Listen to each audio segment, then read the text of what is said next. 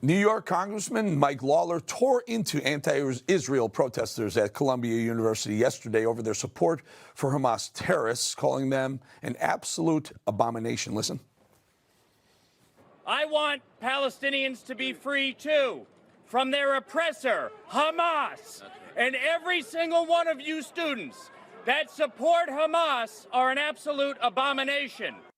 Congressman Lawler and other House Republicans also demanded that Columbia University president immediately resign after meeting with her, as well as Jewish students and a campus rabbi. Join me now, that man himself, New York Congressman Mike Lawler. Congressman, I saw you yesterday. You were passionate. I think Speaker of the House Mike Johnson also followed your lead, ratcheting up the emotion, and you really do feel this, don't you? Tell us about it. Absolutely, Eric. You know, I represent one of the largest Jewish communities in America in my congressional district, and they feel under siege. And we're seeing this anti-Semitic, attack on Jews all across college campuses here in America, over 200 campuses right now. But it needs to stop, and it's why I've introduced legislation to do just that, the Stop Anti-Semitism on College Campuses Act, which would defund institutions like Columbia, including taking away student aid, as well as the Anti-Semitism Awareness Act, which would require the Department of Education to adopt the IRA working definition. If we are to root out anti-Semitism, it starts by taking it on our college campuses.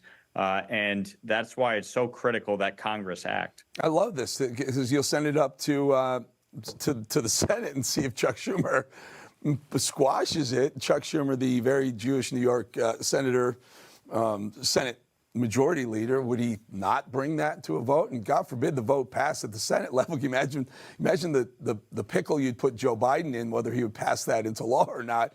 He might lose a couple of states if he did pass it.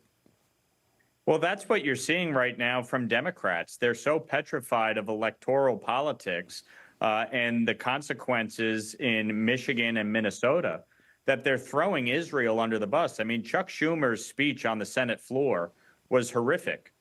For a man who talks about the need to prevent foreign interference in American elections, that's exactly what he did in Israeli elections, calling for regime change. And then Nancy Pelosi calling for Netanyahu to resign. Meanwhile, they say nothing about these university presidents who are allowing Jewish students to be assaulted, to be harassed.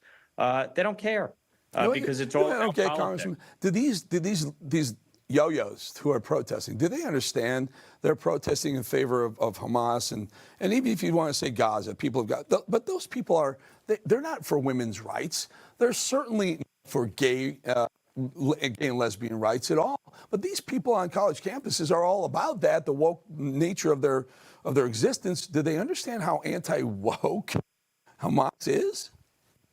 Well, some of them certainly do and are professional agitators on the far left, and they believe in this nonsense.